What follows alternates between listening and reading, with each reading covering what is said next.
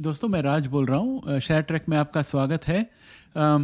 ये वीडियो आज का जो वीडियो है इसमें मुझे एक्चुअली इंग्लिश में जो मैंने पब्लिश किया है इम्यूनोकोर की HIV वैक्सीन के बारे में उसका हिंदी अनुवाद देना था। लेकिन मेरा काम अभी पूरा नहीं हुआ है, सिर्फ आधी रिकॉर्डिंग हुई है। थोड़ी ट्रांसलेशन में दिक्कत हो रही है मुझे, लेकिन उम्मीद रखता हूँ कि मैं कल तक उसे आपको रिलीज़ कर सकता हूँ। लेकिन आप निराश ना हो जाए, इसलिए मैं आपको थोड़ा एक्स्ट्रा इन्फॉर्मेशन यहाँ पर देने वाला हूँ। तो शुरू करते हैं।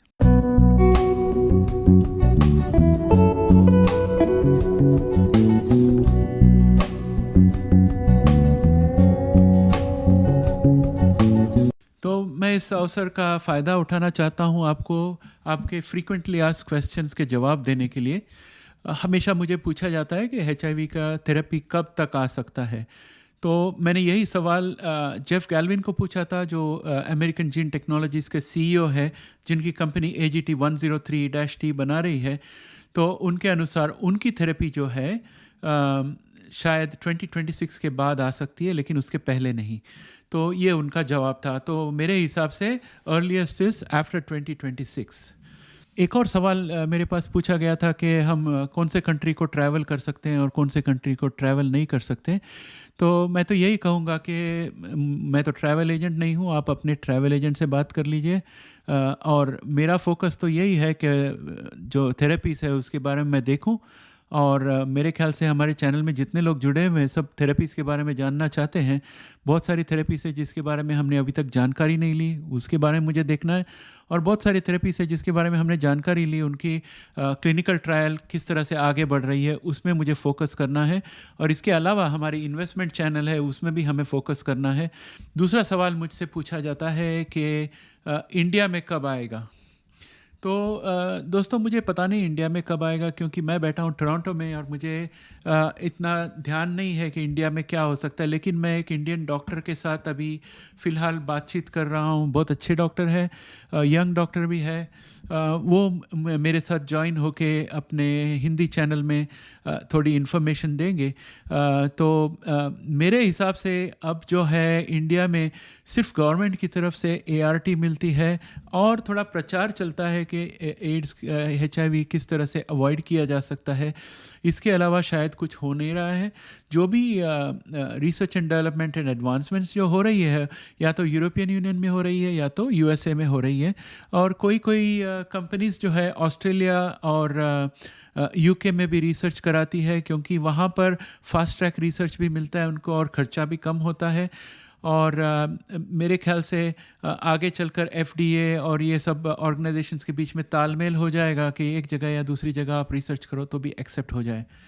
और दूसरा सबसे इम्पॉर्टेंट चीज़ आप लोग को ये सुनकर अच्छा लगेगा कि FDA जो है उसने स्टाफ बढ़ा दिए हैं जीन टेक्नोलॉजी के लिए।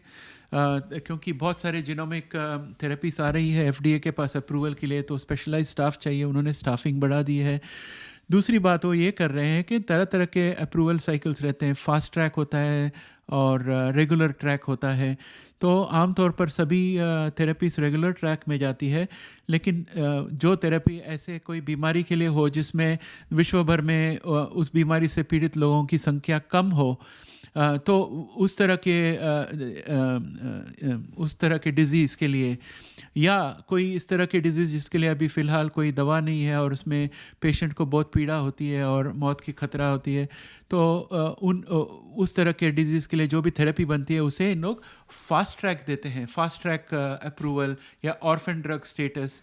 तो इससे क्या होता है कि उन्हें FDA से बार बार कंसल्टेशन करने को मिलती है लगातार, और FDA का उनको गाइडेंस मिलता है। और दूसरी बात यह है कि उनके जो चेकिंग प्रोसेस है वो सब फास्ट हो जाती है और थेरेपी जल्दी मार्केट में आ सकती है। तो अभी FDA एक प्रोजेक्ट शुरू कर रही है जिसमें वो कोशिश कर रही है कि जो रेगुलर टर्म का जो उनका सिस्टम है उसमें जो डेटा रिक्वायरमेंट्स है उसको शॉर्ट टर्म के साथ सिंक्रोनाइज करना चाहती है, ताकि लोगों को कंपनीज़ को शॉर्ट टर्म में भी करने को मौका मिले। तो इस तरह से FDA भी कोशिश कर रही है कि कैसे जो डेवलपमेंट साइकिल है इसको कम किया जा सके। इसका सब परिणाम मेरे ख्याल से 1-1.5 साल में आएगा, उसका असर हमें दिखाई देगा। और तो ये दूसरी चीज़ आपको बतानी थी। सो पहला क्वेश्चन हो गया, दूसरा क्वेश्चन हमने बात कर लिया उसके बारे में। तीसरा क्वेश्चन मुझे लोग पूछते हैं कि कोई सिम्टम्स बताते वगैरह, तो मैं आपको पहले भी कह चुका हूँ कि मैं डॉक्टर नहीं हूँ और मैं आपको सिम्टम्स के बारे में एडवाइस नहीं दे सकता। मुझे पर्सनली HIV की कोई एक्सपीरियंस नहीं है, तो I don't know what are the symptoms और क्या करना चाहिए क्या नहीं, आई हैव नो आइडिया। मैं जो आपको प्रेजेंट कर रहा हूँ ये मेरे रिसर्च के ऊपर से कर रहा हूँ कि मैं जब कंपनीज़ का शेयर्स देखता हूँ तो उनके पाइपलाइन में जो थेरेपीज अप्रूवल के लिए है उसके बारे में स्टडी करता हूँ, उसके बेसिस पे मैं आपको इन्फॉर्मेशन देता हूँ। मैं जैसे आपको मैंने बताया था कि मैं एक इंडियन डॉक्टर के साथ बात कर रहा हूँ, वो जल्दी अपने चैनल में जुड़ेंगे। आप लोग भी प्रार्थना कीजिए कि हमारी डिस्कशन अच्छी हो जाए और वो हमारे साथ जुड़ जाए, फिर हम उनके साथ इंडियन कंडीशन का जो है उसके बारे में बात कर सकते हैं कि इंडिया में क्या परिस्थिति है, इंडिया में क्या अवेलेबल है क्या नहीं है, और वो हिंदी में हमसे अच्छा बात कर सकते हैं। तो ये मैं अभी थोड़ी डेवलपमेंट कर रहा हूँ। और दोस्तों, मैंने आपको पिछले वीडियो में भी रिक्वेस्ट किया था और मैं काफ़ी निराश हूँ कि आप लोगों में से सिर्फ 38 लोगों ने शेयर ट्रैक HIV में सब्सक्राइब किया है। वो हमारा हिंदी चैनल होने वाला है जिसे हमें मोनेटाइज करना है ताकि फ्यूचर में वो डेडिकेटेड हिंदी चैनल हो जाए HIV के लिए। और मैं उम्मीद रखता हूँ कि ये वीडियो देखने के बाद आप करोगे। आपको थोड़ी तो मुझे मदद करनी पड़ेगी क्योंकि मैं हेवी लिफ्टिंग कर रहा हूँ यहाँ पर।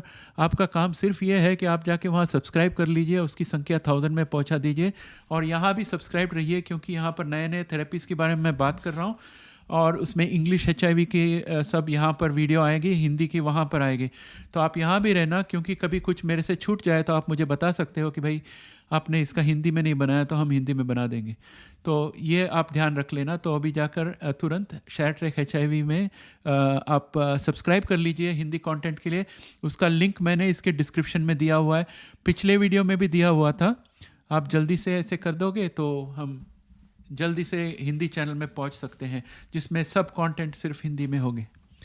तो इसके अलावा और क्या था मेरे पास आपके पास बात करने के लिए?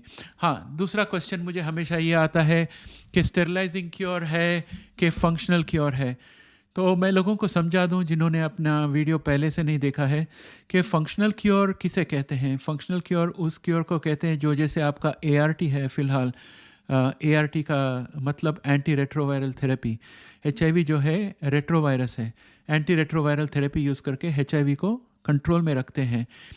तो जब HIV को कंट्रोल में रखते हैं तो HIV के शरीर में जो संख्या है वो बहुत कम हो जाती है कि किसी को और को नहीं फैल सके, और जो पेशेंट खुद है उसके CD4 सेल्स डैमेज नहीं हो सके। तो इसको हम फंक्शनल क्योर कहते हैं। स्टेरलाइजिंग क्योर वो होता है जिसमें पेशेंट के शरीर से हर एक HIV वायरस की कॉपी निकल जाती है और एक भी नहीं रहती उसके शरीर में। आज तक मेरे ख्याल से 3 या 4 लोगों को स्टेरलाइजिंग क्योर हुआ है, वो हुआ है स्टेम सेल ट्रांसप्लांट के ज़रिए। और मुझे लोग पूछते हैं सवाल कि स्टेम सेल ट्रांसप्लांट कहाँ कर सकते हैं और कितना खर्चा होता है वगैरह वगैरह। तो मैं आपको ये बता दूं कि सवाल ये है कि स्टेम सेल ट्रांसप्लांट क्यों करना है। स्टेम सेल ट्रांसप्लांट तब होती है जब किसी को कैंसर होता है और उसकी मौत की संभावना है और उसे बचाने के लिए बोन मैरो ट्रांसप्लांट या स्टेम सेल ट्रांसप्लांट करनी पड़े, तो तब होती है। और उसमें भी कौन फंक्शनल क्योर, कौन स्टेरलाइजिंग क्योर प्राप्त करता है? वो लोग प्राप्त करते हैं जिनको CCR5 म्यूटेशन वाला स्टेम सेल मिलता है। जो CCR5 म्यूटेशन वाला स्टेम सेल है, उस स्टेम सेल्स में जो CD4 बनता है, उस CD4 में CCR5 नहीं होता। और HIV-1 जो है CCR5 यूज़ करके CD4 के अंदर जाती है। अगर CCR5 रहेगा ही नहीं तो HIV-1 जो है वो CD4 के अंदर नहीं जा सकता और पेशेंट HIV से मुक्त हो जाता है।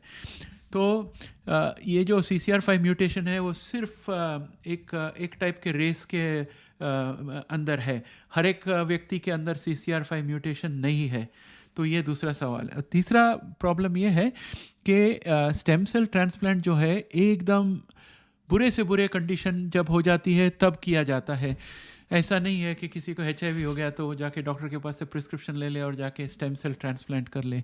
ये ऐसी बात नहीं है, क्योंकि stem cell transplant is a complicated and invasive procedure मेरे हिसाब से, और उसके वजह से बहुत क्रिटिकल कंडीशन जो होती है, किसी को एड्स भी है और कैंसर भी है, और वो कैंसर की वजह से अगर ट्रांसप्लांट करना पड़ता है, और अगर तभी CCR5 म्यूटेशन वाले डोनर अवेलेबल है और उन्होंने दिया, तो फिर जाकर ये हो सकता है। लेकिन कई तरह के ऐसे HIV के स्ट्रेन्स हैं जो CCR5 के बिना भी CD4 में जा सकती है, तो इसलिए ये गारंटी नहीं है कि स्टेम सेल ट्रांसप्लांट करने के बाद क्योर हो जाए।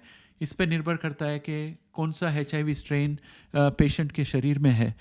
तो ये फील्ड जो है थोड़ी कॉम्प्लिकेटेड है, और आपका जो डॉक्टर है वो आपको सबसे अच्छी सलाह दे सकता है, क्योंकि उन्होंने इतने साल पढ़ाई की है, मेडिकल की पढ़ाई की है, उन्होंने फाउंडेशनल नॉलेज ले ली है, और हम जो बता रहे हैं ये सब हाई लेवल में है। वो जो कर रहे हैं वो डिटेल में, जैसे हम बताते हैं वो इस तरह आपको कंपैरिजन देता हूँ। अगर मैं आपको गाड़ी चलाना सिखा दूँ तो वो इस तरह की चीज़ हम बता रहे हैं, और डॉक्टर्स लोग जो करते हैं ना, वो गाड़ी के इंजन के अंदर पार्ट्स कैसे होती है ये सब, तो उतना डीप में डॉक्टर लोग पढ़ाई करते हैं। आपके जो डॉक्टर्स हैं उनके पास सवाल पूछिएगा इंडिया के रिलेटेड, वो आपको सही जवाब देंगे। मैं जो आपको जवाब दे रहा हूँ इस बारे में बता रहा हूँ कि क्या थेरेपीज अवेलेबल है और क्या थेरेपीज रिसर्च में है, और वो किस तरह से रिसर्च में परफॉर्म कर रहे हैं, उनके सक्सेस होने की चांसेस क्या है, कब तक आ सकते हैं। ये सब चीज़ें मैं आपको बताता हूँ तरह तरह के डिजीज़ के बारे में, और HIV उनमें से एक डिजीज़ है। तो ये हो गया अगला सवाल जो कॉमनली मेरे पास आता है। तो ये सब सवाल के आपको मैंने आंसर दिए है, और इसलिए मैं ये वीडियो बना रहा हूँ क्योंकि ये मैं अभी स्क्रिप्ट से नहीं बट अपने दिमाग से मैं जो चीज़ें हैं मैं बता रहा हूँ। अगर स्क्रिप्ट से पढ़ना होता तो मुझे इंग्लिश में स्क्रिप्ट लिखनी पड़ती है, और उसे ऑन द फ्लाई इंग्लिश में, हिंदी में ट्रांसलेट करना पड़ता है। तो जो HIV के वीडियो मैं बनाता हूँ उसमें वो करना पड़ता है। ये जो है मेरी जनरल नॉलेज से मैं आपको बता रहा हूँ, इसलिए मैं फ्लुएंटली बात कर सकता हूँ और तुरंत रिकॉर्ड कर सकता हूँ। तो दोस्तों ये हुई आज की बात। आप और 1 या 2 दिन इंतज़ार कीजिए, वो आपको ट्रांसलेशन आ जाएगी। तब तक आप इंग्लिश वर्जन देख लीजिएगा तो आपको पता चल जाएगा कि मैंने क्या किया है। हिंदी वर्जन में अच्छी तरह से आपको समझ आएगा, और आप जल्दी से जाकर शेयर ट्रैक HIV में सब्सक्राइब कर लीजिए, ताकि वहाँ पर हम डेडिकेटेड हिंदी चैनल बना दें, और उसमें सब हिंदी HIV प्रोग्राम वहीं पर आएगा और इंग्लिश HIV यहाँ रह जाएगा। इसी के साथ मैं आपको बाय कहना चाहता हूँ। Have a nice day. See you later.